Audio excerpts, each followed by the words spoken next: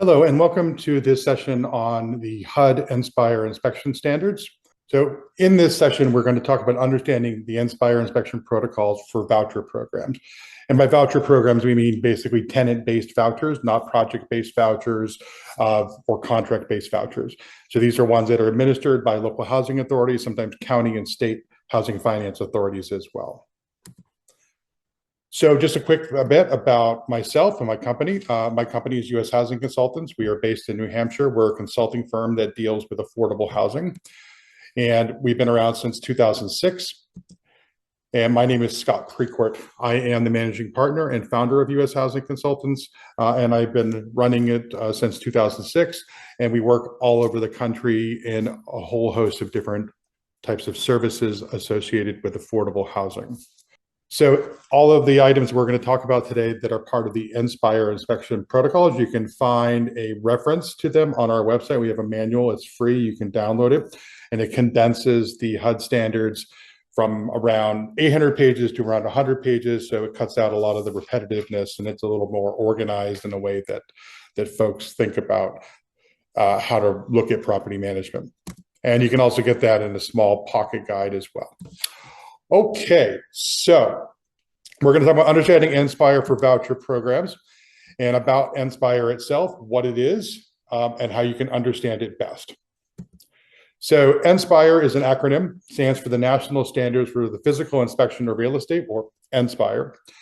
And it is the successor inspection protocol to two different things. One is called UPCS, which was used by REAC, which is also used by the tax credit program and the HUD home program, and a few other places adopted it as well.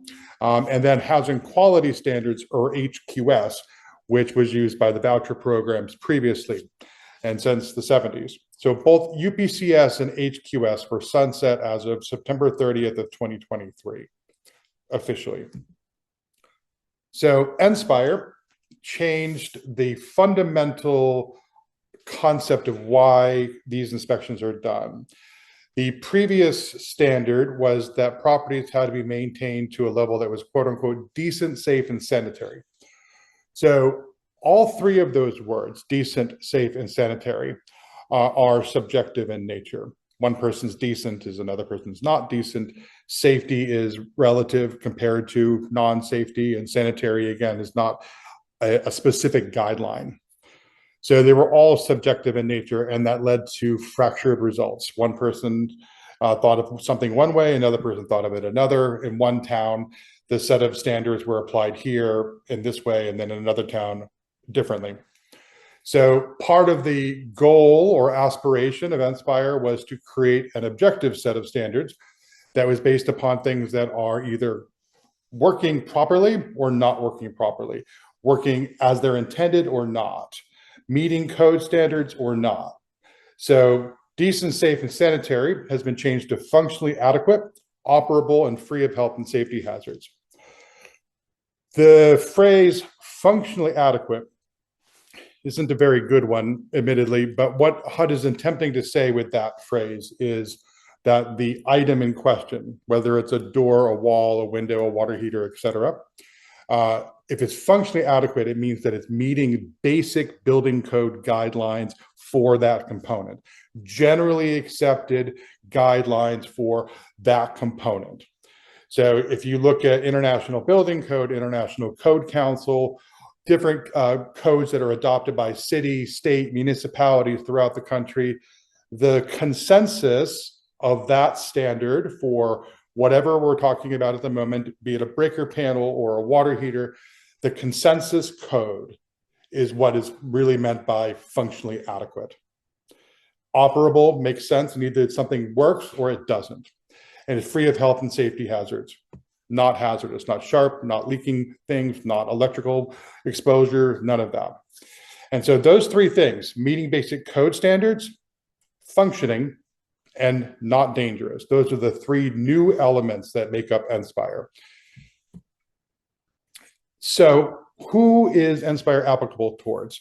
So this was released in January of 2021, that all of these funding programs are all going to be using NSPIRE. Now, part of what Congress wanted when they adopted these new standards was one set of inspection protocols that could apply to all housing programs nationally. So everything through the first group here is the HUD office is called CPD, or Community Planning and Development.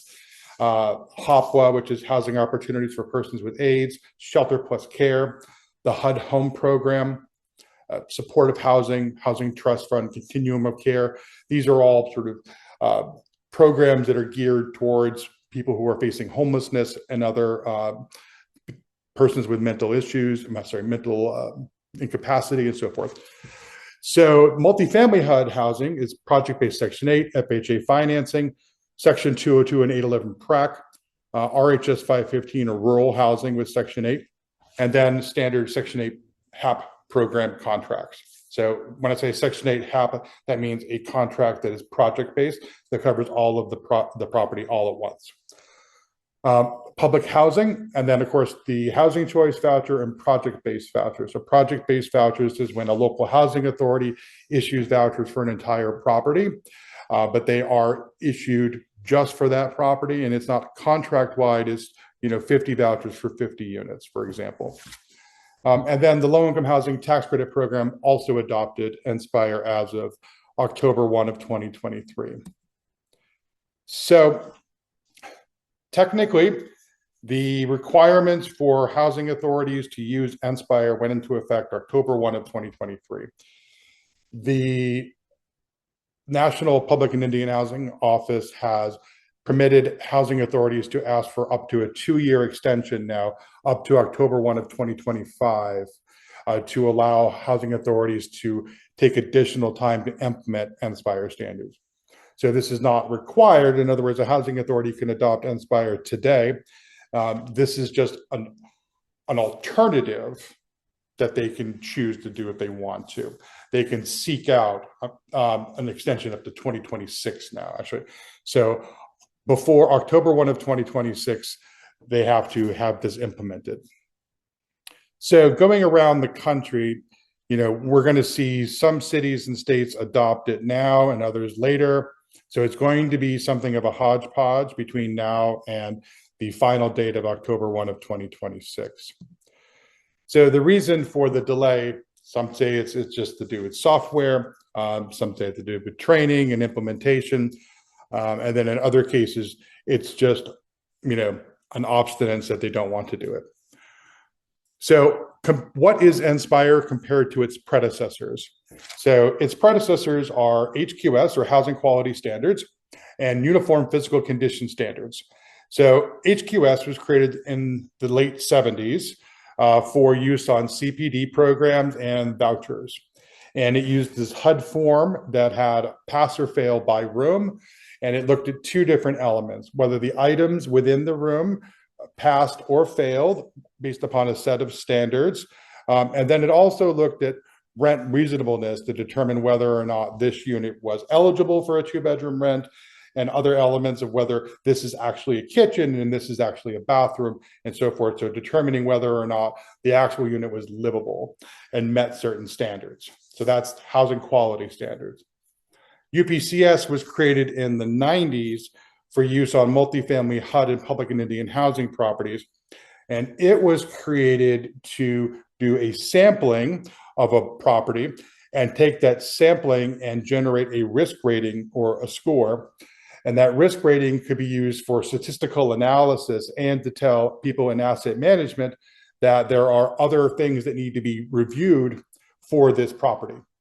In other words, the risk rating would show that the property was high risk, and therefore somebody in asset management should contact ownership and say, you need to address these statistical issues. So both of these models have inherent flaws.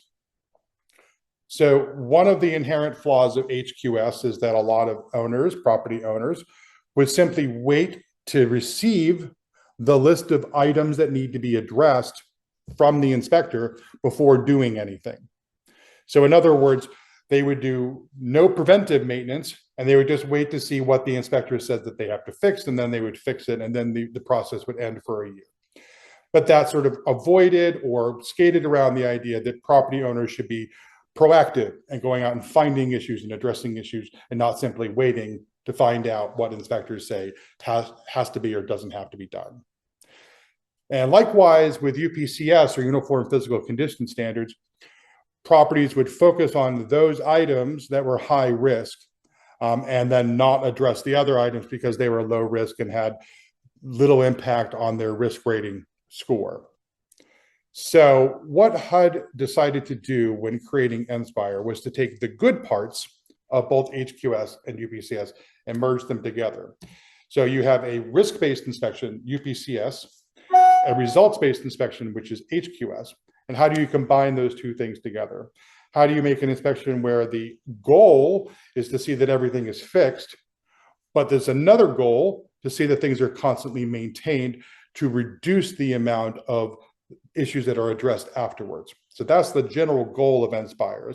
How do you set up standards that address the long-term needs and long-term stability of a property, while encouraging preventive maintenance, and then also ensuring that things are actually repaired after the inspection. So what are the fundamental differences between NSPIRE and both HQS and UPCS, its predecessors? The major difference is that all of the elements of both inspections are combined into one. So NSPIRE includes things that are about habitability. Habitability defines rooms in a unit as having certain components. For instance, a kitchen has to have appliances and kitchen cabinetry and countertop in order to be considered a kitchen. Bathrooms need to have fixtures such as a toilet and a bathtub and a sink to be called a bathroom. So there's basic habitability standards that say that for an apartment to be an apartment, it has to have certain things. And this goes into what was rent reasonableness before for HQS, which defined if you're asking for a 2-bedroom rent, you better have a 2-bedroom apartment. And these are the definitions of what a bedroom is. And this is the definition of what an apartment is that it has at least a bathroom and a kitchen. NSPIRE also integrates basic building code, which I've mentioned a few times now. So these are fire and life safety standards that are found in International Building Code, International Fire Code, and International Code Commission. Much of what is in NSPIRE adopted the 2018 International Building Code standards, which was the one that is most commonly used in municipalities throughout the country. So this would be city, state, county governments who are adopting building codes. And then what HUD did with NSPIRE is not adopt the new construction code, but the code that is used for existing structures. New construction tends to have a higher standard for building codes, where the existing one adopts one that is more commonly focused on working with existing structures. Okay, so NSPIRE splits all of the components into 3 categories called inspectable areas: outside, inside, and dwelling unit. So this structure is really more geared towards understanding how NSPIRE works for multifamily housing. When NSPIRE is applied to the voucher program, it's typically 1 unit at a time. And so this inside, outside, and unit construct is not as relevant. It doesn't really have anything to do with how the inspection is conducted. So if you hear NSPIRE is described as how this is an integral part of it, that is really geared more towards the multifamily or public and Indian housing style inspection for a large property. Where a voucher is basically just starting at the front door, typically going inside the unit and looking around the unit. Sometimes if it's a 2-family or single family, we do the outside of the building as well. So, but it's really not focused that way. And also on REAC inspections for multifamily and public and Indian housing, this structure of outside, inside, and units is used to dictate how things are scored. So that's what this means, that these 3 areas exist to categorize certain deficiencies for scoring purposes, and also to define what the scope of inspection is for multifamily property. But if you have a property where you're just receiving a voucher from Mrs. Smith in apartment 4F, this construct is not as relevant. So the way that the inspection works is like this. You, the inspector, would define what building you're in, what area you are looking at. So in other words, you would say building 1, apartment 4F, and then the standard would be, let's say, smoke detectors. The deficiency is that it's missing, and then the location or notes would say it's missing outside bedroom 2. So it really does sort of break down what makes something a deficiency into smaller pieces, easier to understand than previous inspection models used. So basically all you're saying is that I'm in apartment 2, there's something wrong with the smoke detector, this is what's wrong, and this is where I found it. And so all of these things become what we refer to as transactional. Very short, easy, and inspection findings that are one at a time about one specific issue at a time. So there are severity ratings, and these severity ratings on inspections dictate a few different things. They dictate how long you have to fix it and whether or not the inspection fails for voucher and program inspections. So the 4 categories are life-threatening, severe, also called severe non-life-threatening, moderate, and then low. So life-threatening and severe are the majority of the health and safety findings. Anything that is life-threatening, the landlord or property owner would have 24 hours to fix the issue. Severe on the voucher program typically falls into a 30-day window. So the property owner would have 30 days to fix it. This category, severe non-life-threatening, is something that is part of HOTMA, the Housing Opportunities Through Modernization Act of 2016, which set up a set of deficiencies that, if cited, even though they're health and safety, the property could move the tenant in as long as the issues were addressed within 30 days of move-in. And unless it's life-threatening, the move-in could proceed.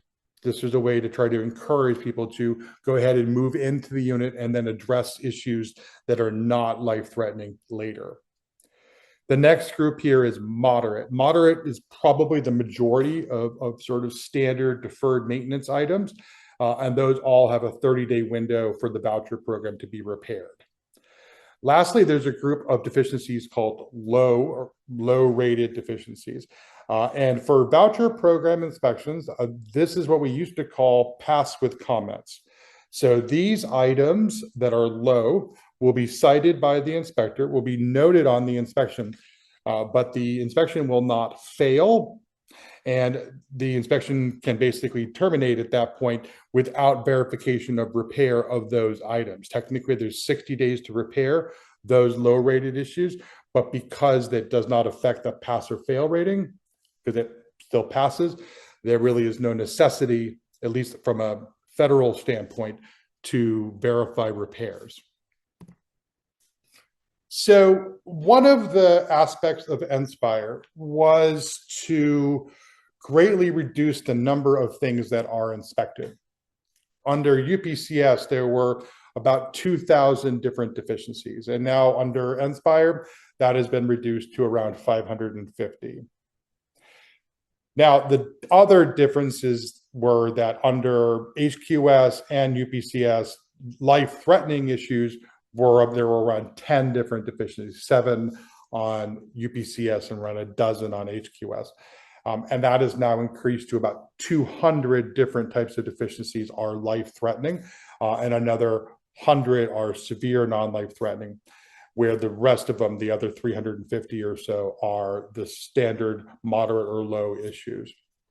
So what that means is, when we talk about life-threatening and severe non-life-threatening, the concept or the interpretation of the phrase life-threatening or health and safety in general, or life safety in general, changed with NSPIRE. So how did it change? Previously, life-threatening issues or health and safety issues in general were only cited if there was an immediate threat, an immediate issue. Right now, there's something sharp, there's something that can electrocute you, you can't escape this room, something to that effect. Where now the issues have expanded, and to take a look at issues that, if this is unaddressed, if this leaking faucet isn't fixed, then it could become mold. So that leaking faucet becomes a severe issue. So the concept of what health and safety has gone from the immediate to the near present. So it's taking on a lot of new things. So the biggest difference that relates to NSPIRE compared to its predecessors, and compared to a lot of ways inspections have ever been done on voucher program inspections or multifamily housing, is that under NSPIRE, the intent is that the inspection will only include what is called the built environment. In other words, that it'll only inspect those things that are part of the structure itself and not those things that are part of the tenant's environment. So if the tenant does something with poor housekeeping or doesn't maintain the unit properly and in terms of cleanliness, or they put things in the wrong place, generally speaking, those things are not cited anymore. So under NSPIRE, the inspection should not focus on normal wear and tear, should not include minor cosmetic issues. And then most importantly, and this is my wording, not HUD's, but basically there's a concept in this that some issues should be better resolved by the tenant talking to their landlord and not talking to their landlord through the housing authority. So if the tenant has an issue with their refrigerator, they should call their landlord and not call the housing authority to ask them to call the landlord, which has been sort of a pattern in the voucher program world for too many years. And so those issues, I want a new refrigerator, says the tenant. That's something that they need to address with the landlord, because to the housing authority or whoever is administering the voucher, as long as the refrigerator works, its age, its appearance, its aesthetics are not part of this. So those issues that are best resolved by landlord tenants should be resolved between the landlord and tenant. And NSPIRE specifically is designed to try to foster that environment, foster that relationship. And then the biggest change here, and this is one that's hard to understand because it does split in a couple different ways, but tenant hazards that only affect the tenant's personal living environment are no longer part of this inspection. So let's clarify what that means. So previously in inspections, if a tenant, for example, had a large headboard or furniture or anything that blocked a window in the bedroom that could be used as an emergency exit, that was cited as a life-threatening deficiency for blocked emergency egress. So the way NSPIRE is written is that that will specifically not be cited if the blockage is A, in the bedroom, and then B, blocked by something that the tenant owns. So if the tenant puts their own bed in front of their window in their bedroom, that should no longer be cited as an issue. Now, to be clear, if in that bedroom the window is screwed shut, or there is a locking mechanism on the window that is preventing it from opening entirely, there is something about the limiting device or something about an actual installed component that is not allowing the window to open properly, then that is cited. But if it's the tenant's bed blocking their window, as in a willful choice, the tenant has made a willful choice to block their window, then the decision under NSPIRE is that should not be cited against the landlord or the property owner. Now, what does it mean when I say that only affects their personal living environment? So let's say that same resident, we were just using as an example, has in their living room a motorcycle that they've stored inside with gasoline in it. So that improperly stored flammable material in their unit affects the whole building in theory, right? Assuming that this is a multifamily building, and that's sort of where these rules were written. So in that scenario, the tenant's choice to bring something hazardous into their home is not limited to that tenant. In other words, their decision can affect their neighbors. So then it will be cited. But if they do something in their unit with something that they own to block a window, then it's not cited. So these are the basic concepts that are part of this inspection. So if someone were to tell you that under NSPIRE, tenant belongings aren't inspected anymore, that's not true. But it's also more true than it was before. In other words, there are certain scenarios where that is true and certain scenarios where it's not. So it's very important to understand, to know where the line is drawn. Also, long-term capital needs, like you need a new refrigerator, you need new carpeting, all of that is not part of NSPIRE anymore. The standards as it relates to peeling paint inside, unless it's lead-based paint, carpet, tile damage, most of that is now set at extreme levels. For example, unless more than half of a room's tile floor is missing, then it isn't cited as an issue. The same would go to carpeting. So more than half of this bedroom's carpeting has been removed and is missing, would be cited, but a small tear in it would not. And so it's important to understand that there are, again, 500-600 different standards here for flooring, for electrical, for everything. And then this is a short session, so we're only addressing things from the 10,000-foot level. Okay, so one of the most important aspects to understand when it comes to working with the voucher program, so this is housing choice vouchers, localized Section 8, project-based vouchers, VAS, which is for veterans, is that the federal government or federal HUD says to these housing authorities, you have to use these standards, but the actual way in which they apply them is determined by the agency themselves, and is written in something called an administrative plan. Administrative plan dictates how the housing authority of blank county or city is going to actually conduct their own inspections. And that means that they could, in that guide, say, we're going to write down the findings and hand it to them in paper, or we're going to email you the findings and then you could send us back proof of repair, or we're going to schedule a re-inspection. All of those details are not dictated by HUD NSPIRE standards. Those are dictated by the housing authority at the local level. So if you were to say to me, I have a property in, let's say, Jacksonville, and the housing authority there is different from the one in, Topeka. That's part of the design. They're supposed to be different. The local area, the public housing authorities are given discretion to modify the approach to what works best for the landlords in a particular area. And so through the administrative plan that they're to draft, they define all of these operational rules, such as how reporting is delivered and all of how repairs are verified and so forth. All of those things are supposed to be modified by each county, city, or state who is running these voucher programs. So if you're looking for some explanation as to why things are different, it's exactly part of the design of the program for things to be a little different.